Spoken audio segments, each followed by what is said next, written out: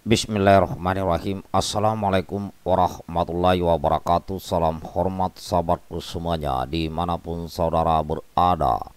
Seperti biasa, yang belum subscribe silakan di subscribe channel yang paling mantap ini kawan.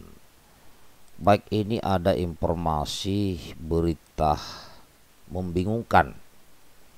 Saya bacakan dari repolita.com dengan judul Pelapor korupsi dipolisikan.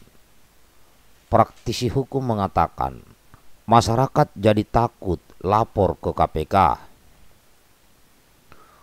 Masyarakat dikhawatirkan semakin takut melaporkan dugaan tindak pidana korupsi ke Komisi Pemberantasan Korupsi atau KPK jika pelapor dilaporkan balik ke polisi, seperti yang dialami oleh dosen Universitas Negeri Jakarta UNJ Ubedillah Badrun.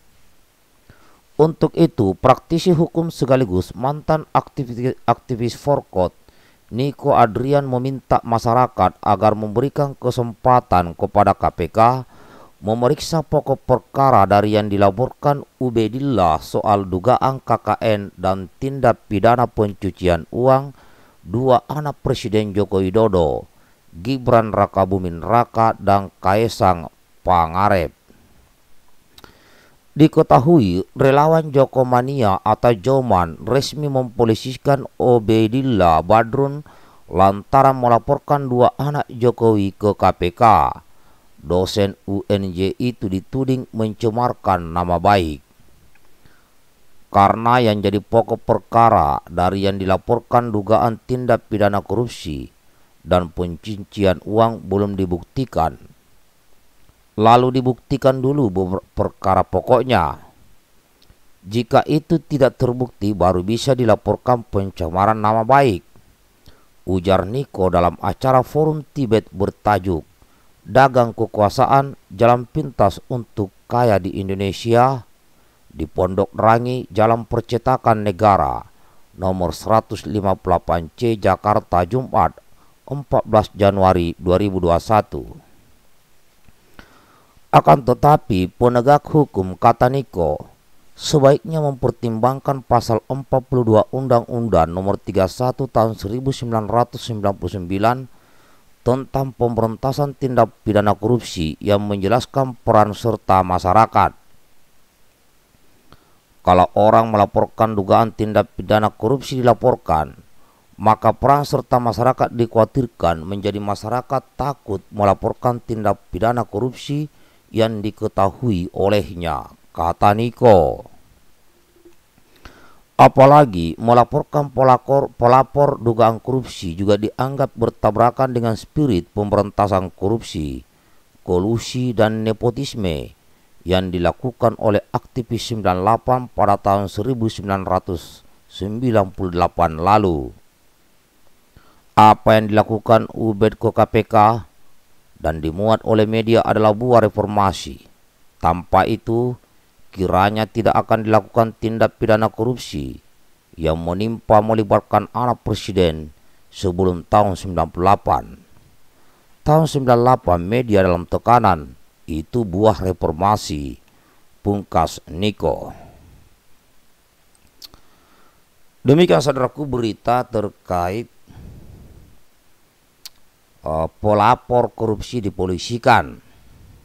Ya memang lucu ini ya. Betul juga apa kata Pak Niko itu. Jadi laporan daripada Pak Ubedillah Badrun ini seharusnya itu dicek dulu KPK, diperiksa dulu. Kalau memang tidak terbukti, nah barulah mungkin bisa dilaporkan sebagai pencemaran nama baik. Ini kan belum diperiksa KPK. Betul kata Pak Niko.